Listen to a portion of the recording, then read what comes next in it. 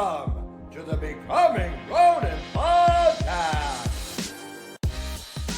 Becoming the person you most want to become. Today on Becoming Ronin, we have Jason Brown. And Jason, I was first introduced to him through Joe D because I remember you posting something on Facebook about program design and kind of reviewing current programs in the industry. And I went down this rabbit hole when I saw your name because you are becoming this highly respected guy in the industry as far as knowing the real deal. Joe, Obi and I talk about it all the time where there's a difference between being a coach and an influencer. A coach is sort of this guy who has not only the knowledge, but there's experience that kind of backs up that knowledge. And he has a lot of application that goes along with that experience. And that's something we truly appreciate here. But Jason was a guy that I was introduced to, again, like I said, through Joe D, just because you were a fan early on, right, of Joe? Were you an early follower of Joe? Can you tell us how you kind of got in the industry and how you found Joe? Yeah. So it's funny. I met Joe. I saw Joe speak at Elite FTS. Man, I don't even know if I know what year it was now, but it's probably like 2016, 2017. But I had been following Joe since like 2004. So I started out training at a facility a lot like Joe's. And the coach that I was training under had Joe's DVDs. We were doing a lot of Joe methodology. We were doing using the conjugate system. And big influence on the coach I had was Louis Simmons. So all those things kind of blended together, and that was my early exposure to training. Was the conjugate system, was Joe DeFranco, was Louis Simmons, and that really shaped everything from there. I mean, I think these influences that we have early on is the catalyst for a lot of things. So for me, I started going down the rabbit hole on T Nation, and I don't know. Smitty, I know you probably remember, but back in the day, which every time I do a podcast, I feel old because it's like, well, back in my day, we didn't have YouTube. Right. And, it was like we walked to school with no shoes on and uphill in the snow. Not that long ago, but needless to say, it was a very different time. And, it was one article a day on T Nation. And every morning I would wait for that article. And of course, Joe D had a lot of articles. He had, obviously probably the most infamous is West Side for Skinny Bastards, but there was a lot of content that he was doing on there and I was absorbing it. And of course, other people like Charles Poliquin and Dave Tate and Chad Waterbury, Eric Cressy, go down the list of just phenomenal coaches. That was my early exposure to really, I would say I got more from that than I did from formal education. I have a master's degree in exercise science. And I will tell you, I got probably more from the T Nation days than I did from an actual, formal education. And of course, as you mentioned, the real world, being in the trenches, doing this stuff, experimenting. I think that nothing trumps that. But yeah, that was my early exposure to Joe. And I just Joe was always for me the kind of guy, like obviously what he does, his knowledge. But I always just liked him as a person, as his personality was very real. He's very just kind of what you saw is what you got with Joe, and there was never any bullshit.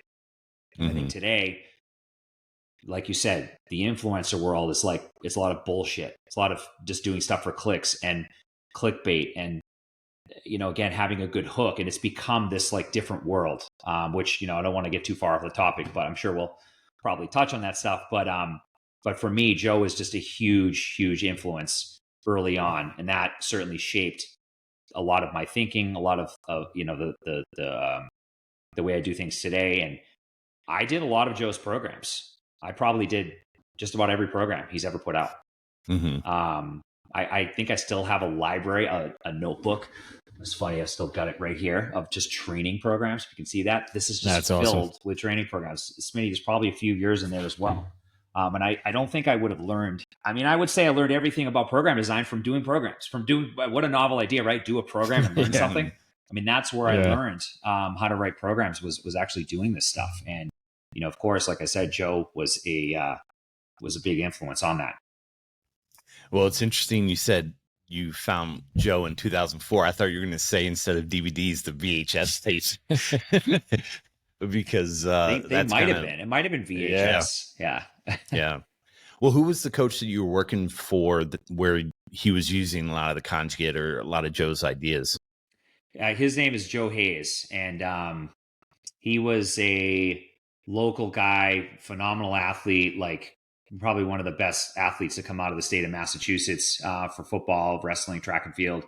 And I got introduced to him from like a friend of a friend that knew I was, getting into training at an early age. And I was like, oh, you got to meet this guy, Joe. And I ended up just training with him basically all through high school, all through college, and even after college, even when I went into the military, I was still training with him, and I ended up just being an intern and training people at his facility. I wouldn't even say training; I was more just facilitating, if you will. I wasn't really coaching, Mm, but that was the catalyst for everything with fitness. And for me, it was more or less the thing I loved. It wasn't necessarily going to be a career.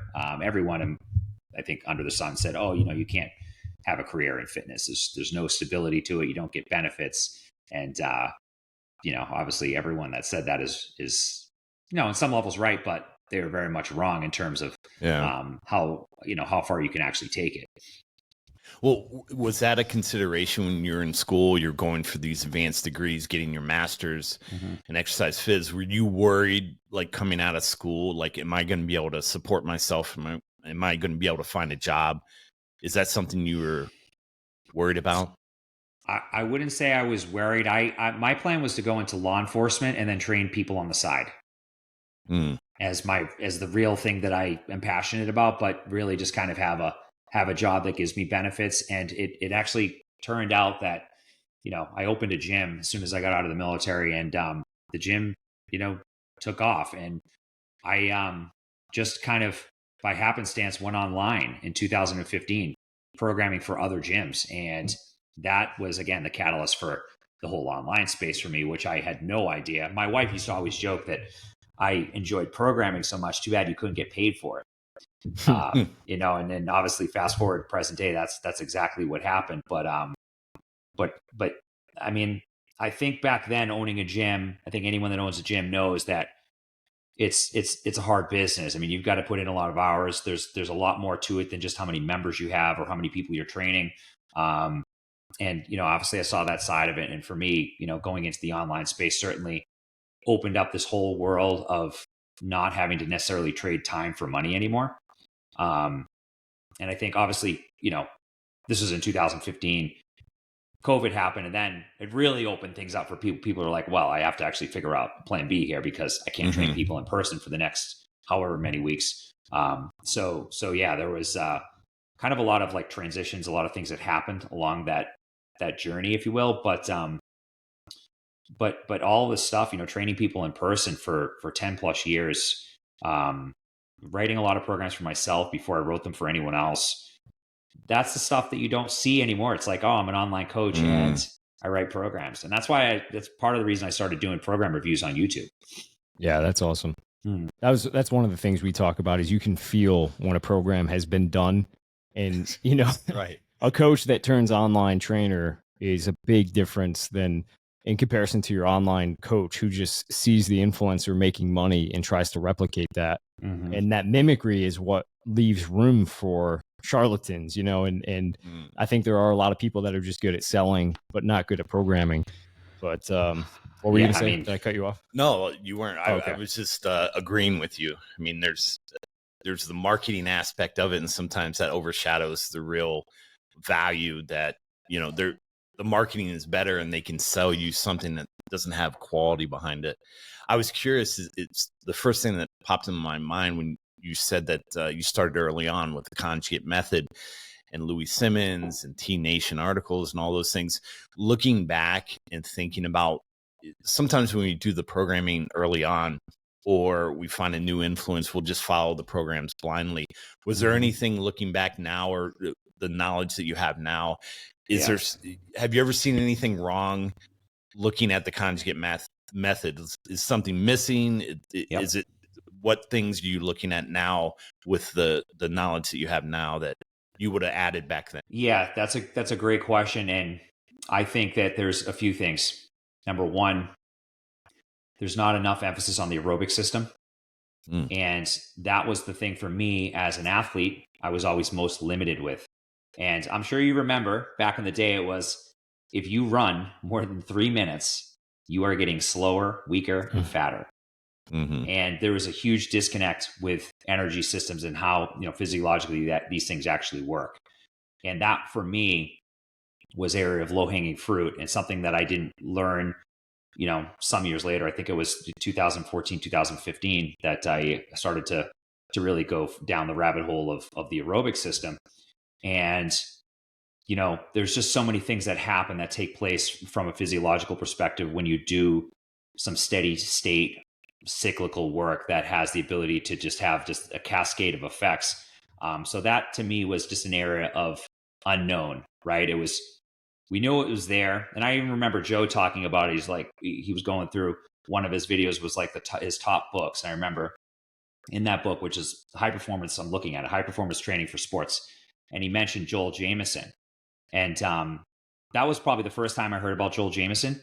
And it wasn't until, a few years later that a local coach that I knew, was having a lot of results with the athletes he was working with. And I'm saying, hey, what are you doing that I'm not doing? And he said, well, we're doing zone 2 work.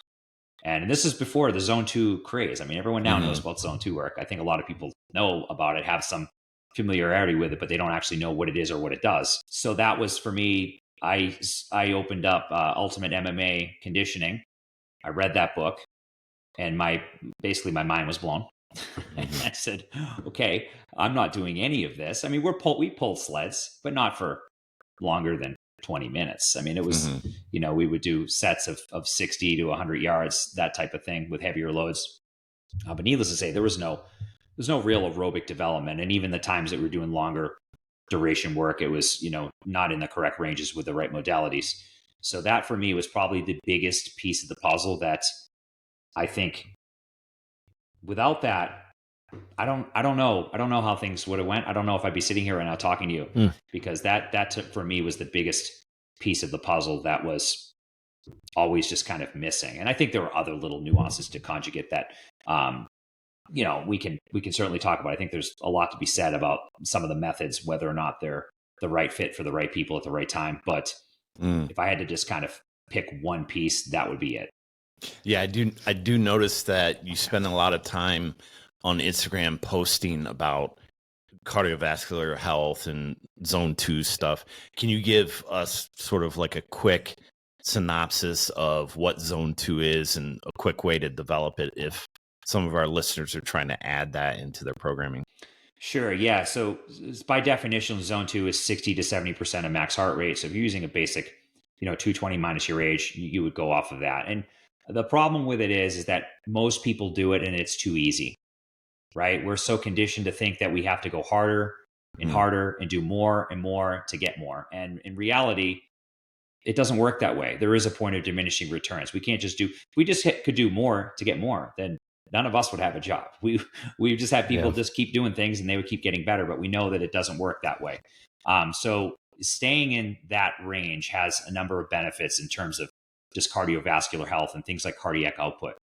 And, not to get overly complex, but cardiac output is a product of heart rate and stroke volume.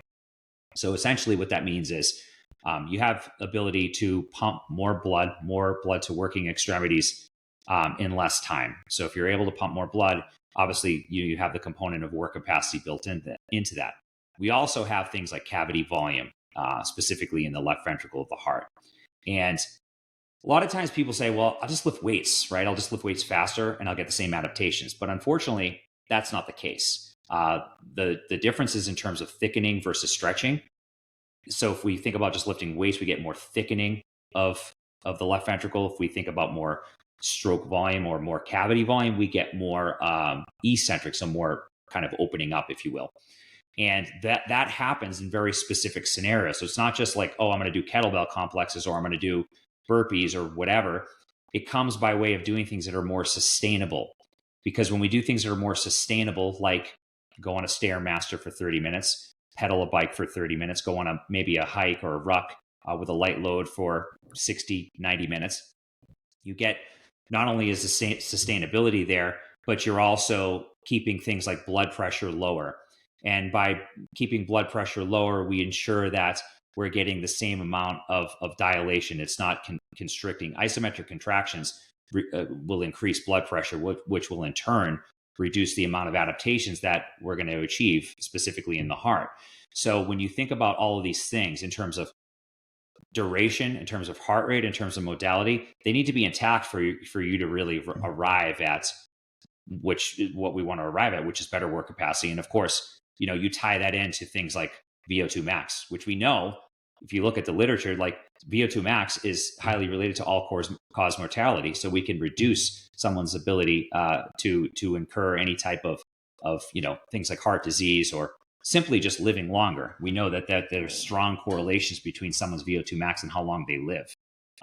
So of course, I think that overall, if you make the argument that, well, if you do this work, you're going to live longer, that's probably at the forefront, right? But I think a lot of people are more connected to the here and now. Well, what is it going to do for me now? And your work capacity improves. Your ability to recover between strength sessions, your hypertrophy sessions, that stuff improves. So you have kind of, again, this cascade of effects where it's about how you're going to live for the next how many years, and also how you're going to improve your ability to get more from the training that maybe is most meaningful for you. Maybe you're more of a strength athlete, or maybe you're someone that's more concerned with the way you look. Those things can be improved by simply building a better foundation, which is the aerobic system. And the way we do that is we bias things like cyclical measures, things like an aerobic, air run, or ski, or a step, whatever you have access to wherever you're training. Commercial gym, obviously, you've got a lot of different options that you could potentially use to keep it interesting.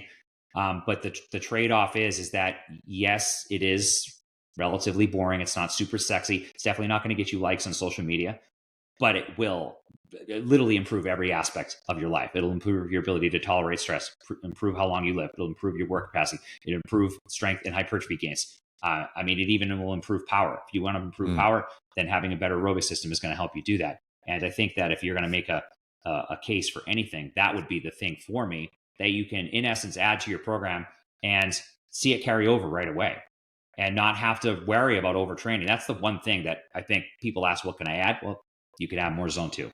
You really can't overdo it. I think that, of course, if you're training for ultra distances and you're doing just an inordinate amount of road work or things like that, then of course we could get to a point where we could bleed into more strength and hypertrophy games. But someone is going to need to do a lot of that to have that happen. You're talking 5, 6, 7, 8 hours a week, which I don't think anyone that has a responsibility is doing that much zone 2. I think most people, if you can get in the 2 to 3 hour range, that's a good place to be. So if you're going to sit down and write a new West Side for Skinny Bastards for T Nation, what does that process look like? What's your food pyramid of training? Yeah. Do you work backwards from what you're trying to accomplish? And I know obviously that's a factor in individualizing the program, but I'm thinking more if you're writing a program like that's going to land on a website, are you just basically doing what would work best for you and then putting in the puzzle pieces after that? Or what's that brainstorming session look like? Well, it all depends on, so like if we're going to use West Side for Skinny Bastards as the template, we would first figure out, well, what is the training split of that? So typical conjugate split. And I can't remember if Joe did it. I know he did some pump work at the end of the week, and there wasn't, I don't remember him leaning on dynamic effort training as much in that program, which would make sense because someone just doesn't have the motor control yet. You're talking about people that are still learning how to move well, which is another thing with conjugate that, again, sometimes gets lost in translation. So I would start with the base, the template of that program, and know what we're doing on what days. So let's say Monday is a heavy lower body session, and Tuesday is some GPP work, and Wednesday is a heavy upper body, and then Thursday some more GPP. And that could be your cyclical stuff. And then of course you can plug in if you wanted to do pump work at the end of the week where it's more higher repetition, more motor control work. That could take place for lower body on Friday and then upper body on Saturday. Now, if you wanted to condense that into the week, you certainly could too. So I think at the baseline level of writing a program, we need to think about what days we're doing what. what is the split of that program and how do we potentially plug that in across a week? Now, if it's a 4-day-a-week program, then you make some concessions because you can't do it all, right? If someone's got 4 days to train, you're like, well, we're going to do West Side for Skinny Bastards. Maybe 4 days to train that's not the right program to try to align to a 4-day split, right? Because in that program, you do have 4 main strength sessions, which doesn't leave any room for much else. So I think at the core of it, again, the baseline of writing a program, we need to know what is the maximum amount of time someone can commit to that program. And then we start to reverse engineer from there. I think that's kind of brilliant because you rarely think about 4 training sessions as being overkill or maybe too much exposure to heavy loading. But I think that's where your expertise comes in, because you are having that consideration not only for recovery throughout the week, but recovery between training sessions. And then how many exposures to that high intensity or heavier loading throughout the week can they recover from? Right. And many times outside of being a power lifter, people can't dedicate that much time to it. So providing West Side for Skinny Bastards for a regular guy who, has family or has, job Monday through Friday, it's not really the best case scenario. That's really smart way to think about it. I would say, if I was going to rewrite that program, I would probably use a full body split. You can still do conjugate as a full body split. I have, one of my main programs is a full body split, and it's a conjugate based program. That doesn't mean that we use bands and chains. It means that it's a concurrent. We're training multiple qualities of fitness within a given week, right? So people think conjugate is powerlifters. Well, conjugate, it just means join together. You're joining together multiple things. So if you're training multiple things, then I guess it could be conjugate, if you will. But I think for someone that's learning, and I have them, let's say they got 3 days. How am I going to get them to squat or hinge or press better if we're only doing it once a week? You'd be better off doing it more frequently with less, the volume is spread out more across the week. Then they have less soreness. They have more time to improve on a particular movement pattern. And of course, within that, let's say they do have an additional day. Now we can plug in some conditioning because we've got 4 days and 3 days is being spent on full body training. Yeah. And that conditioning can drive into their recovery. Each week they get better and better at recovering. Exactly. Yeah. So what are the non-negotiables in your programming then, even if someone is looking for more of a bigger, faster, stronger program where they're expecting more of a powerlifting program? I know when I first opened the MMA conditioning book, which I still feel like is erroneously titled, I feel like he missed the mark, because that thing should be in the hands of every strength coach. You're right. It totally should. And what I love about it is that it's so he's so good at breaking down some of the things that you might overlook and lump into one category, which I like. But on the same page, if someone's opening that book and looking at it as a programming resource, I also feel like there could be a little bit of inundation there and paralysis by analysis, because there are so many things that are broken down. So I'm curious, when you are writing a program and you're implementing the energy systems, are you thinking of it as just anaerobic, lactic, alactic, and aerobic work? Or do you ever get down into the weeds, into the details that Joel puts into the book? Yeah, that's a great question. So I when I read Joel's book, I've also gone through Joel's course, which again, back in the day now, but I do, I think that you hit the nail on the head. I think that coach is probably, there's too much in there. There's too many methods. Do you need all those methods? No. So where's the low hanging fruit? That's kind of the first question to ask. In that particular book, cardiac output method, which is zone 2, cyclical, that is low hanging fruit for anyone. So like, if you just went into law of averages here, and like you said, West Side for Skinny Bastards, like the law of averages would be, if I went onto the street right now and ran into 10 people, 8 of them will probably be a good fit for full body training. 2 of them will probably be a good fit for conjugate style, upper lower split, if you will. So again, that's kind of the thing that I think about. And, I know, you guys have a training subscription and Train Heroic, and you guys have a very specific, avatar, very specific person that's the right fit for that. And same thing for me. And the thing with programming for the masses is that you have to go by kind of greatest good for greatest number. So if you get into anaerobic methods, if you're like, oh, I want to improve power of the phosphagen system, that's all well and good, but who's that applicable to and why? it might not be applicable to anyone on our training. We might have like out of 1,000 people, we might have 3 people that need that form of training, and it has a carryover to whatever they're trying to do. Whereas the other, 997 of them, it's kind of like missing the boat on what they need. We could spend that time better somewhere else. So I think that's one of the things that you have to think about is, when you prioritize any method, on a one-on-one basis, it's obviously a lot easier to decide whether or not that's the right thing for them. If it's for someone in the, that's like using a program like Westside for Skinny Bastards, then we're thinking more about the greatest good for the greatest number. Who's going to potentially use this, and how are they going to get the biggest bang for the buck from this program?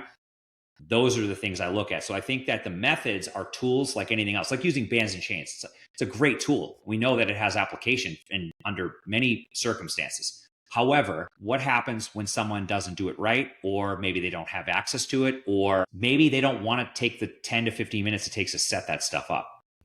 All of those things are potential roadblocks.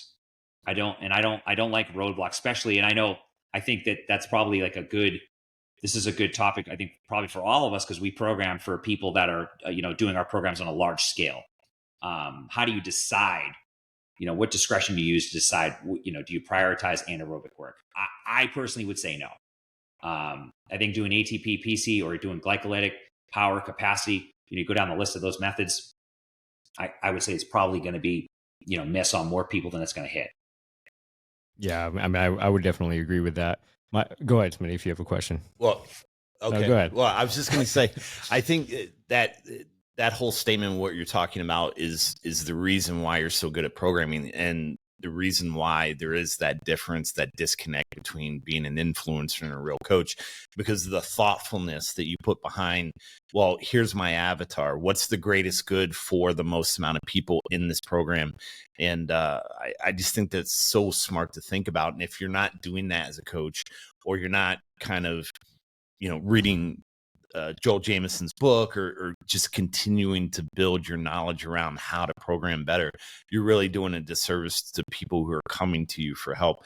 I did have like 32 other questions, but I just want to make that statement. I'll let you go first. No, I was just going to ask, we always talk about it's not the workout, it's the program. And I think a lot of people get that, and that, you could learn guitar chords, but until you can compose it into a song, it's going to sound like a jumbled mess. And I was wondering how much of, I've heard different takes on this. And I think in some cases it's pretty simple in terms of progression. And I think in some people overcomplicate it, just like anything else. How much emphasis are you putting into the progression? Is it, an undulating periodization? Is it, I guess my question is two-sided. How much emphasis and how are you implementing it? Is it just the main lifts, like a true conjugate style workout, or are you also progressing the indicator lifts and the supplementals? I'm just curious as to what that looks like. Yeah, this is, I always love this question, because I think that, if you wanted a good soundbite for social media where it was polarizing, this would be it. For me, I think progression is way overthought. Coaches that I've worked with, how do I progress? How do I progress? How do I progress? Your clients and people that are listening, they just need to show up and train and do slightly better. What is slightly better? If it's 3 sets of 8 to 10, you do 9 reps on week 2. You need to repeat the same things more than one time. People do a program on week 1 and they do something different on week 2, and then something different on week 3, and they wonder why they're all over the fucking place and they're not getting better. You've got to do the same things and doing better each time. What is progression? Progression is moving better. That is progression. Going a little bit heavier, progression. Going a little bit higher in terms of the rep scheme. 3 sets of 8 to 10, you do 3 sets of 9 on week 2. You do 3 sets of 10 on week 3. Again, it is that simple. Conversely, you also need to know how to auto-regulate based on stress levels. There is not one week in my life as a 41-year-old dad that is the same as the previous week. They're all different. We have stressors. We have things that predominate outside of the gym that needs to be taken into consideration. And people just, get in and say they're feeling well. That's why I swear by things like HRV, because oftentimes we think we're feeling good, and our HRV score might be like in the tank on a particular day, and we're like, oh, well, I was going to do a max squat today and test myself. It's been 16 weeks and it's probably not the ideal day based on just how your nervous system is responding. So I think that progression just needs to be, people need to be more consistent. I do build in, we do test things from time to time. Classic lifts pop up on a 16 to 24 week basis. So you might see a heavy front squat, a heavy press pattern, a heavy hinge pattern. But for the most part, people are continuously getting better just by being more consistent and making sure that, again, they're prioritizing their stress management through their aerobic training, getting things like their steps in. It is so overcomplicated that, and again, this is the stuff that if I posted about this, no one gives a fuck, right?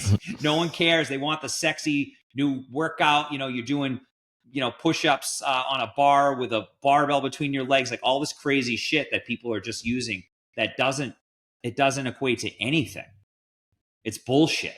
Yeah. And the real money is made where you just get a little bit stronger. You prioritize the basic foundational movement patterns, your squat, your hinge, your lunge, your push, your pull, your carry. You do some easy aerobic work, and maybe you get some steps in, and you're mindful of how you're feeling and listening to your body. It's really that simple. And I think that I will say, Smitty, maybe you can speak to this too, but the one thing I've seen as I've gotten older is that less is always more. Quality always beats quantity. And the higher the training age is, what I've seen with people, the better they respond to less. They have more developed nervous system. They can go deeper with less. So I have people, I trained conjugate almost my whole life. I switched to full body training 2 years ago, and I'm getting better results now at 41 than I did at 31. And again, I think that is the result of not necessarily, the split itself, but more or less just being able to put more intent into less, but also prioritizing, having the time now to prioritize more of where I'm weakest, which is not my strength and power. It's more of my aerobic development. And that's made the biggest dent for myself as well as the people that I work with. Yeah, we talked a lot about Joe DeFranco was on last week, and we talked about writing your program in pencil, not pen. And he was sharing some stories about early coaching. And I think every coach that's trained for more than a year can relate to the fact that you can have that perfect periodization plan in place and, progression. And okay, this week we're going to hit 60%. Next week, we're going to go to 62.5. And in reality, it's all over the place. Like, especially for the masses, like you said, maybe the 2% need that level of progression to stick to, but Gen Pop, I think it becomes less and less important. And I think, like you said, I do think the consistency, that's something I've learned the hard way over time, is like I have studios where we train Gen Pop, and it's hard because it's a constant balance between the consistent boring stuff and giving them a little bit of what you want or what they want, and that variety and that fun stuff. And I think early in my career, when I was just worried about paying the bills and keeping the lights on, it's hard not to be tempted. It's, and indulge in that. But Sure. you want to get, I have another question on that, but go ahead. Well, I'm all over the place.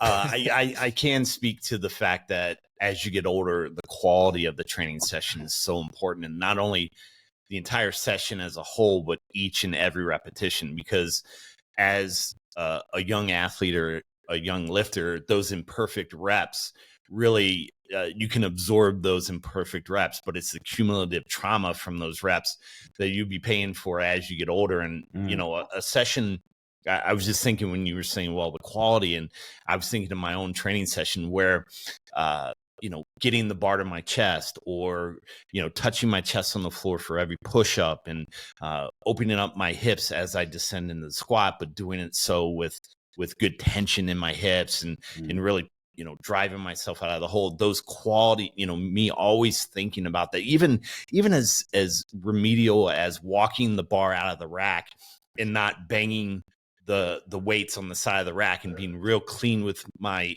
steps and all those things, and making sure I'm bracing every repetition. Those things become so critical as you get older. And if you don't maintain those ranges of motion, you're going to be hard pressed to bring them back from oblivion as you get older.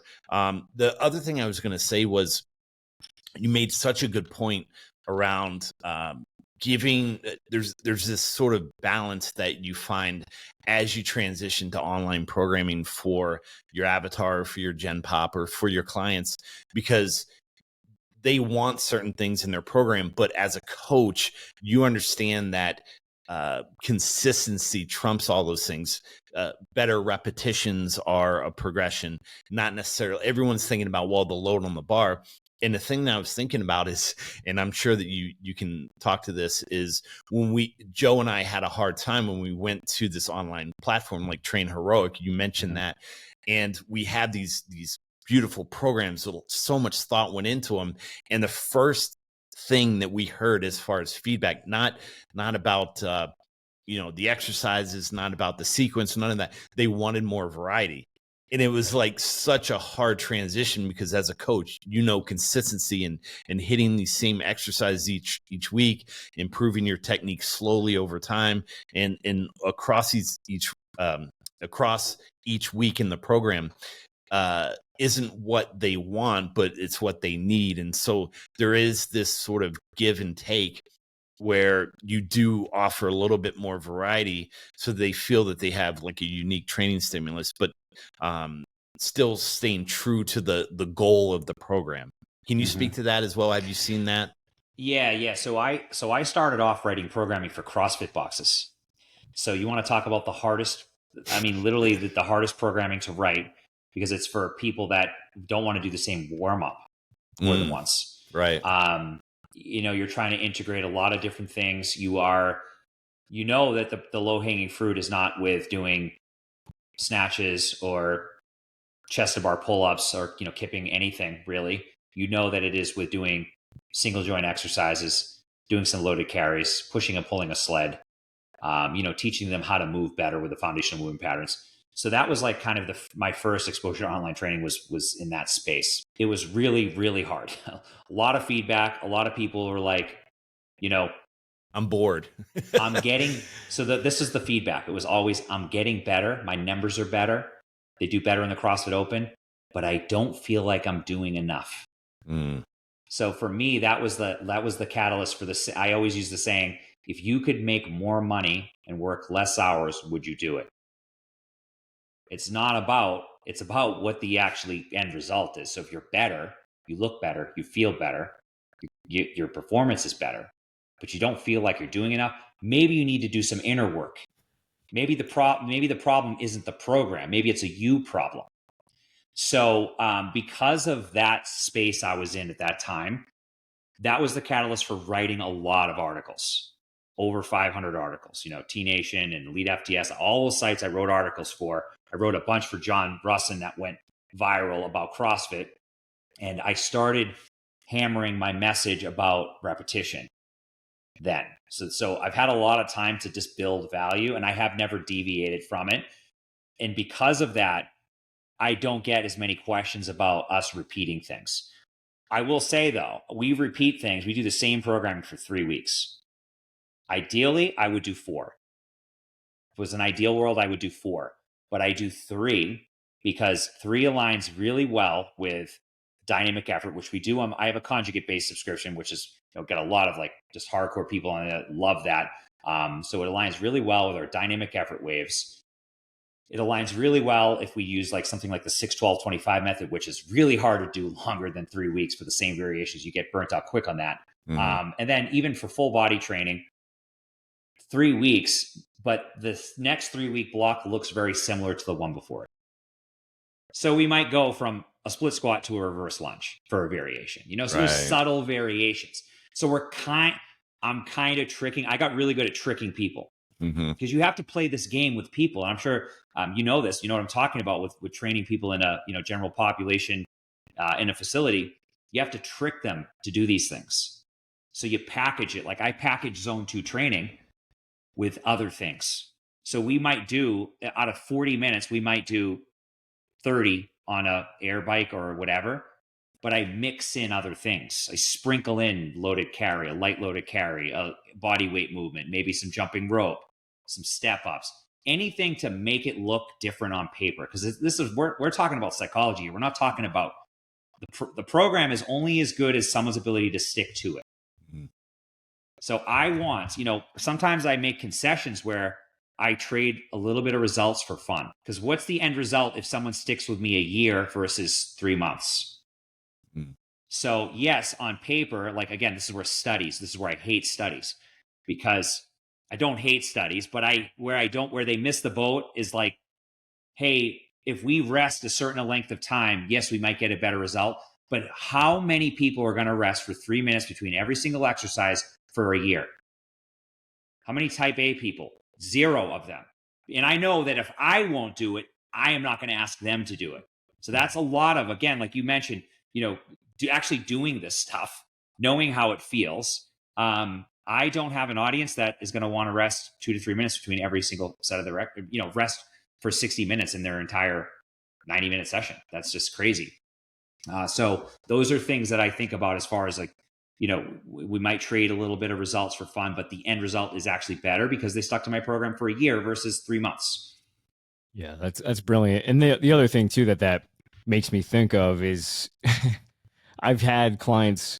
We're near an Ivy League school, so we get a lot of students, and it seems like with each generation that comes in to work with a coach, they are more and more aware and privy to the online trainers. And I've seen some of the online programs, and it's kind of funny because the people that are online calling them sports performance coaches are developing these workouts that it goes back to what we talked about before. You can clearly tell they haven't done it, but they must be exposed at least to some of what we're talking about here, because they'll have like each one of those things is its own separate block that would take about 3 hours to get through the whole workout. Like they have like, and they're calling it like, what is it? Like lactate conditioning and like similar things, but like they very clearly don't understand that you can just meld all of those qualities. Like you're saying, you can get zone 2 out of the bike in different, circuits in one workout and not have to spend 3 hours in the gym to hit all of your, or to check all of your boxes. Right. Yeah. Yeah. And that's really not realistic for anyone that has any type of responsibilities training that long. And I think that some of these program reviews I've done are like, it's not even that it's bad. It's negligent. Really? Wow. Negligent.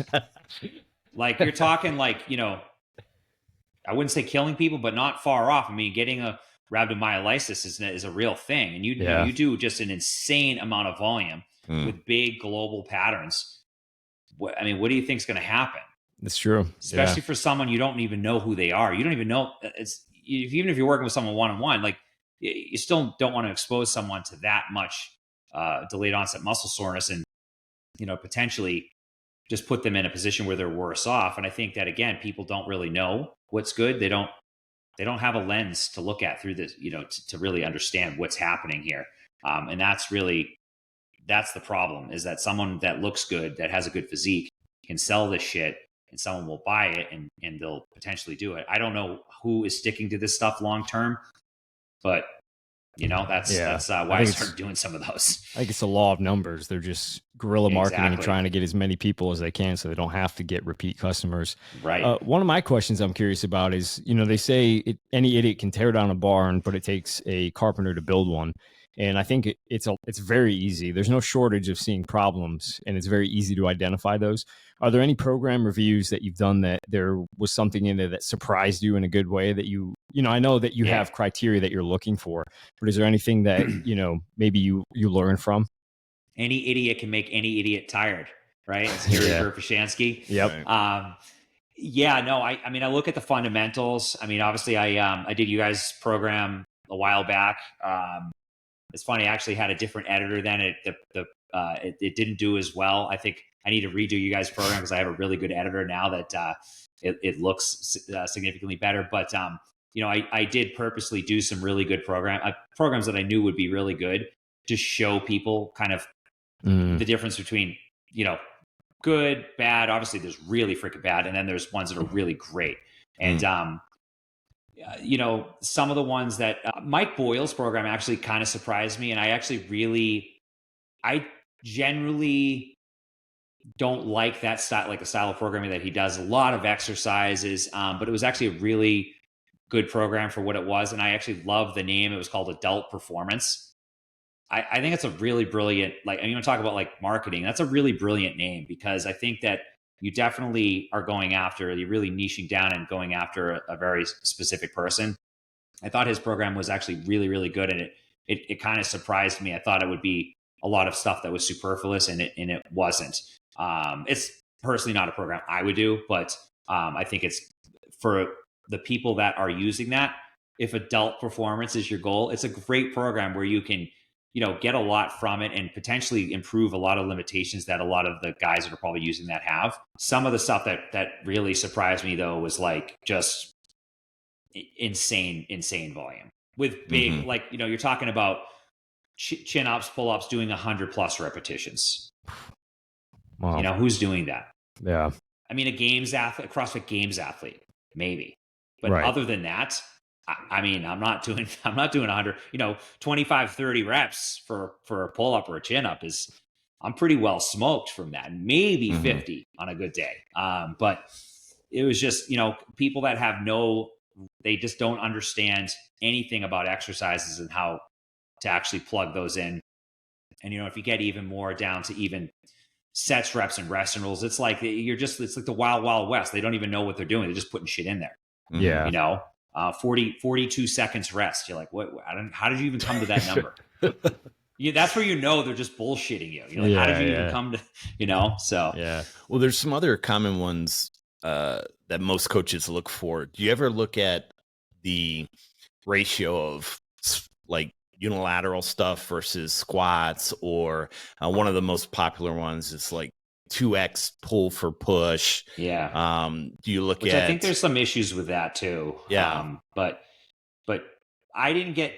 Some of them were so bad I didn't have to get granular with it. Like, right. And then like obviously your guys' program was one of the best rated programs on there, and it's funny. Someone commented and was like, almost like trying to like be a hater. Like, of course, like Joe DeFranco and James Smith know how to write a program. I'm like, yeah, like I know. That's why I did the review.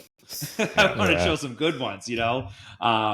It was almost like they were offended that I reviewed your program. I was like, right. Like, hey, we got to show good stuff. We got to show that there is some stuff out here that is actually planned. But yeah, it's definitely an interesting one. Of the ones that did the best as far as views was a CrossFit program. Matt Fraser, complete just bullshit program built on nothing, doesn't know anything about anything. And I had so many negative comments on that. People that just love that guy, So yeah, is that what makes it is, sense. right? Yeah, one of the challenges I'm curious to get your take on when we're programming is like even like the pull push ratio thing. I feel like if you're always programming compound movements that are you're thinking about the movement, not the muscles, it continues to water the preferred pattern of recruitment. And I think that naturally, like when I look at coaches that know how to program, there's little things in there like you guys always put in your banded handcuffs and your YTWs and things like that might seem, negligible in terms of the performance of the program. But there's like you always say, there's a simplicity and sophistication. Right. And there's to an initiated coach, they can see what's happening. Do you think that there's some way, and I'm curious to know if you've implemented something to ensure there's no mindless reps, I guess, like I know in the compound movements, we can talk about intention of bar speed and things like that. But when it comes to the supplemental and just general, joint care exercises, is there something that you've implemented that you've found success with? Well, I think that's a good one. I think it's so easy to just like go through the motions with that stuff. I think in the online setting, I do think that, having a better demo video for videos or for movements that you want them to not miss the boat on. Now, I think out of 10 demo videos, I probably have 7 that don't have any explanation. Like, do you need an explanation for a split squat or for a 1-arm dumbbell press? Probably not. But do you need an explanation for a kettlebell swing or even a banded face pull apart, which most people don't do correctly? I think there is some explanation that is required. Of course, when you're training people online, you're just kind of like, again, it come back to the greatest good. I want to put in exercises that have a higher chance of being performed correctly. And that's why I might not go as deep with a particular pattern. I might not I might not go down a rabbit hole with different things, because it does lead to more questions and it leads to more, people executing it improperly. But I think like something like a banded pull apart. I think Joe just did a video on that. That's such a simple one, but so many people do it wrong. Yeah, it is. Yeah. And it's like Right? it's also like one of those ones that the more you explain it, somehow it makes it worse because Yeah. people like overthink it and they'll start doing it, every other way but the right way. But that's why I asked. It's, no easy task. Well, it's funny. I think it just needs to be good enough, right? Like, I think that's the thing too. Like, even I think coaches like us, we want to try to like micromanage and make sure everything is being done perfectly. But I guess the question is what is good enough? Right. That's a good point. Yeah. What were you going to say? I was just going to say it goes back for me to the quality aspect of the training session and every repetition. Jason mentioned, as you get older, that becomes more important. We talk a lot about that as far as longevity. If you're trying to train for the rest of your life, then quality comes in. But when I'm speaking of like mindless reps, even with supplemental, like the main lifts, without a doubt, you have to be very careful and you have to be clean with your technique and you have to really focus on what you're doing. As you get older, there is, I want to say, like a joy in lifting. You know what I mean? Like you appreciate being there and there's more intention behind it. And I think as you get older, those mindless reps kind of go out the window. When you're a young lifter, if there's a set of 20, you try to get to 20 as fast as possible. If you're an older lifter and you're there and you really have purpose behind it and there's more intention behind it, every repetition you can really focus on what you're intending, squeezing the muscle, getting into a good position. And I don't know. I was just thinking about that. That's as far as like the mindless repetition thing is sort of the characteristic of a young lifter or a young athlete, just as fast as possible. Get there. Or like Jason said, all your type A hard charging clients. Exactly. Who are trying to do an hour workout in 45 minutes or less, and it was a good point that you made too. Like the higher the training age, the more they're getting out of each rep, that was something that I also had to learn the hard way. Cause I remember thinking like, coming from, Louis Simmons and Joe and studying the same mentors you were, I was applying that to myself and then going to train Gen Pop. I'm like, how are they flying through this workout that would take me an hour and 20 minutes and they're done in 20 minutes. And they're like, that wasn't hard. Yeah. I'm like, what just happened here? How are they like, am I that out of shape? But it's something that you have to take into consideration. And I think like knowing your avatar, like you said, is probably the most important piece of, the programming planning stage. Yeah, sure. Without a doubt. There's so much to it. And I think, obviously in the online space, we do really need to understand who we're working with, who the ideal person is, and whether or not what we're delivering to them is the right fit. And if there's something that could get lost in translation, it probably will. And I think that, those are things that we can easily mitigate. Yeah. I think the hard part of programming is bridging the gap to people who need to hear it but won't. They say none are so blind as those who will not see. And I feel like, the online trainers that are filling, they also say the market will be fulfilled, and there's a market of college age girls who want the butt and gut type of programs that are written just absolutely absurdly with 100 reps of every single exercise. And there's 10 different exercises. And, in a lot of ways, this podcast is speaking, or it's preaching to the choir, Right. Yeah, for sure. I mean, that shit just blows my mind. But yeah, people. I think that, it wasn't, like I said, it wasn't like when I came up, it wasn't, the resources we had were few and far between. So you learned a lot from doing this stuff and doing Joe's programs and, Chad Waterbury, all the programs I've done over the years. You're like, you kind of just almost like organically learn how to program. I kind of always knew like there were certain laws that I knew that are still laws today. I mean, I never did more than 6 exercises ever. And I didn't know why back then, but now I know why. And then I'm like, it's still something I see that is like kind of a standalone principle, is that, you can't just go on and on and on forever doing exercises. How much effort can you really put in? If you're you're being true and you're going, near failure, 1 or 2 reps in the tank, like how many exercises can you really do? Yeah. Yeah, the only time that applies where you could probably get away with it is if you are a beginner, and you can't really exert Right. much effort. And, you have a high level athlete that every time they do a squat, it's like lightning striking. And you Yeah, have these Gen Pop clients who it's just a blip on the radar every time they do a rep. Yeah. So it's just so much exactly. less enervating.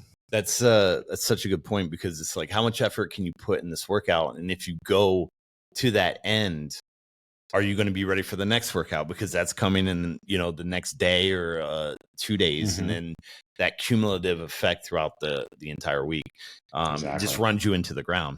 I did have a question. Can you talk to us? How do you do your warm-ups? Are you a joint by joint guy? Are you, hey, they're squatting, so I'm going to deductively work my way backwards, and this is what they need to warm up? Like, how do you think conceptually of like what's a good warm-up? Yeah, so I actually, for a short period of time, taught John Russin's PPSC, so Pain-Free Performance certification. And he uses a 6-phase dynamic warm-up, which I absolutely love. I think that just the phasic approach of it, going from doing SMR, doing a corrective, doing some obviously foundational movement pattern prep, doing some nervous system potentiation prior to the training to drive more fight or flight, works out really, really well. And it's very efficient. And you're talking 10 minutes of time, you're getting in people into a really good position. So I use that approach still, and really depends on what the style of training is. Conjugate is obviously more, we do upper lower split, where we got 2 heavy days, 2 speed days. And those are very specific to the main pattern of the day. If we're doing a box squat or we're doing a speed bench or whatever, a lot of the techniques will be driven towards that session. If we're doing full body, it's a little bit more general in terms of things like correctives. But yeah, I have all of my demo videos for warm-ups. I didn't look at any of your demo videos when I do the reviews. I try to focus on the programming, but I've put together all of my warm-up videos in about 90-second demo videos that has the actual instruction in the video. So, and this is a kind of another like unforeseen factor that I think a lot of coaches probably are not thinking about. But who's going to watch a 10-minute video? 0 people. They don't have time. I mean, it's just by virtue of our life, so we don't have time to do that stuff. So I try to have a video that's very concise. It's edited where you can see what is in it. And then we repeat those warm-ups a lot. So my goal is for someone to understand, they do the first week of programming, they've done the same warm-up, let's say 3 times. On week 2, they're not necessarily having to fumble with their phone as much. Right. On week 3, they're like, oh shit, I know this warm-up, I'm good to go. So I try to have a lot of repetition with those warm-ups, so people are training and not learning. They can get in the session, they don't have to look at their phone the whole time. So I use those predetermined warm-ups. Again, full body, we use basically 1 warm-up. Conditioning, we use 1 warm-up. And then, by body part for the main lift of our conjugate stuff, we use specific warm-ups. There's a little bit more learning on that training, but that training tends to be people that are even more experienced. And, we've got 10 guys that are deadlifting in the 6s, and they're not powerlifters, just regular, really strong guys. So they're a kind of a very different avatar, right? They are very invested in their training. These guys are buying specialty bars. They're, investing in reverse hypers and glute ham raises. So it is kind of a different individual, if you will. But the full body stuff is a lot more general. So, but using that approach where it's basically, phase 1, 2, 3, 4, and 5, and 6, and then we're basically primed for exactly what we're going to be doing in the training for that day. I love it. Nice. So you're saying the entire warm up is in that 90-second video where you're showing a few reps of each exercise. Exactly. And okay, that's smart. Yeah, that is. Yeah, it's, we do some some foam rolling, some like very light foam rolling, just to kind of actually bring people down. People get into training, they're too fired up. Yeah, they're already like in fight or flight before we even start training. So we do a little bit of foam rolling to some specific areas before we get training. We go into more of a biphasic stretch, then a corrective, then maybe some activation drills, and then if it's full body, we're going to do some type of squat, hinge, press, upper pull, like usually like some type of complex with a kettlebell, light kettlebell. Again, very 2 sets of 3 to 5 reps per side, and then some type of plyometric, 3 sets of 3 seated jump, 3 sets of 3 band assisted plyo push up or med ball chest press. And all of that, it does take a little bit of learning curve, but within a few weeks time, people are getting those knocked out in 10 minutes and they get into the training and they're ready to go. That's great. I have a final question that has nothing to do with programming. What is the funniest YouTube comment you've received? Are there any that stick out? What do you read all those, or are they just?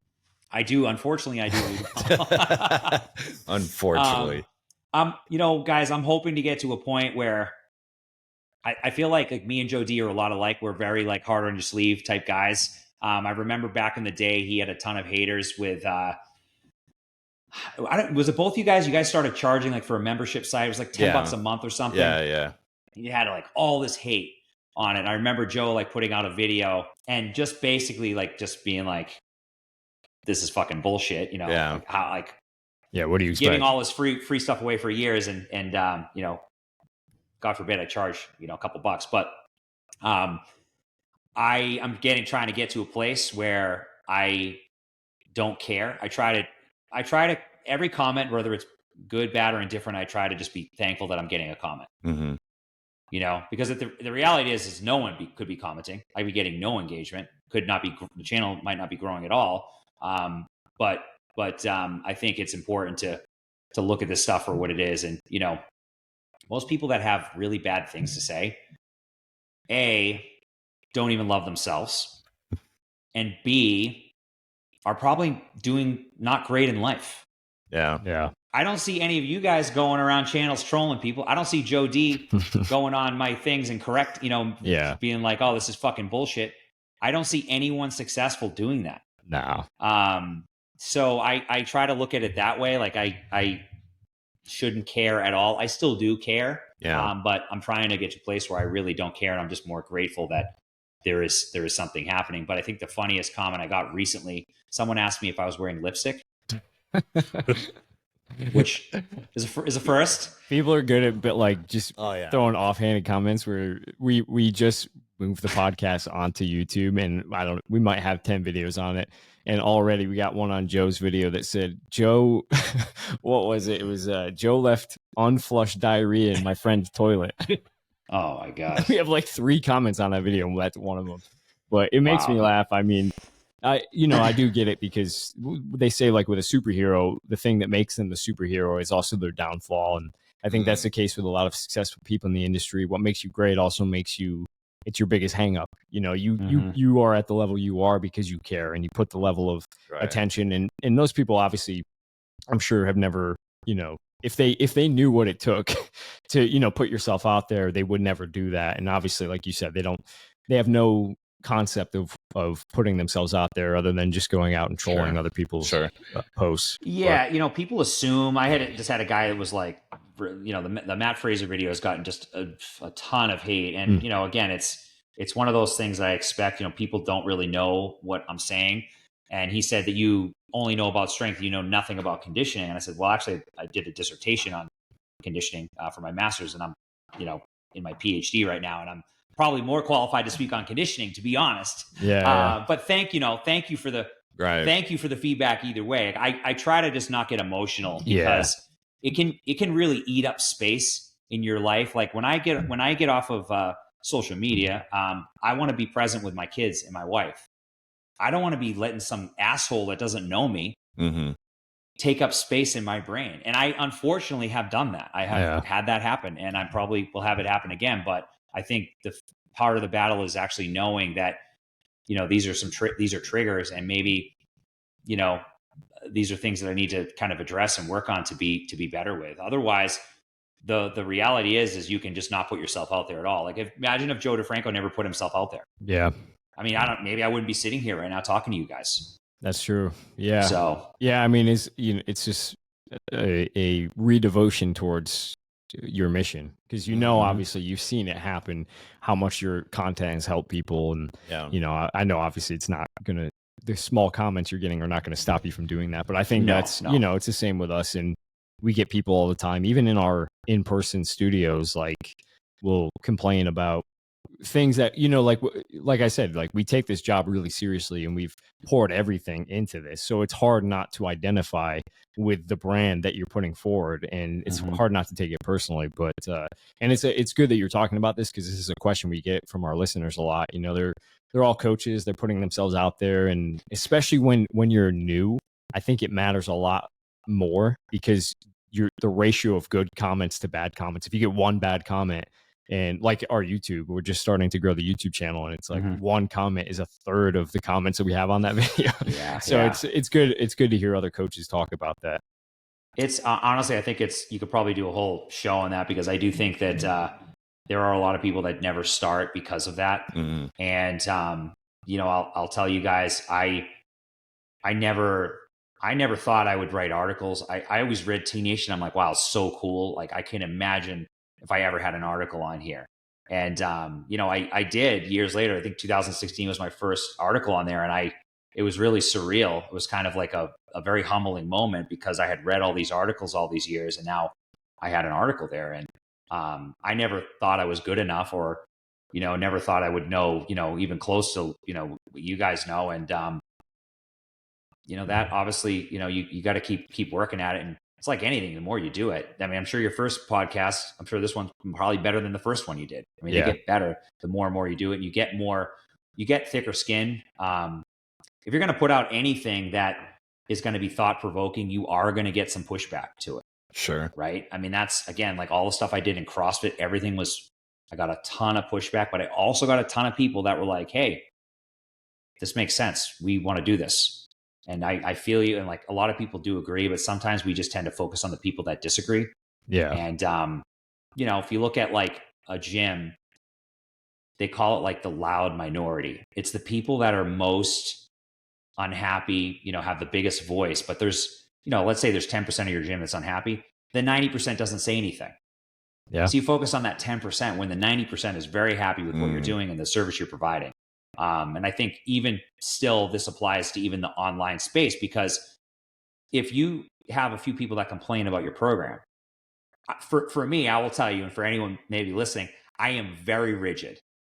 I don't take a lot of feedback with my program, and not because I'm an asshole, but because I believe firmly that I know what they need better than they know, and B, they do not have the time. Let's say they have more knowledge than me and they have everything going for them. They don't have the time to put into it that I do. Unless they just gave up their whole life responsibilities right now, they do not have the time to put into it that I do. And on top of that, they don't have the skills I have. Yeah. So the reality is they don't have the time and they don't have the knowledge. So I trust that I know better than they do. And I tell them, maybe not directly, but kind of through the content, right? So like through the stuff I put out, building value. I just build value in what I do. Hey, we're doing sleds. Oh, sleds are so stupid. Well, here's this video I just did on it, and it's a full breakdown of why it might be good for you. Yeah. Again, I think that, the content piece, that's the advantage I think that us coaches have, is that we can speak to this stuff. So even if you don't have a big following, there are people watching and listening, and you can speak to these things. So if you're doing zone 2 and it's boring, it's sexy, it's not hard, you can speak to the benefits of it. And the more and more people, so you keep repeating that thing. It's like a cycle. You just repeat it over and over, over and over. You say it a different way.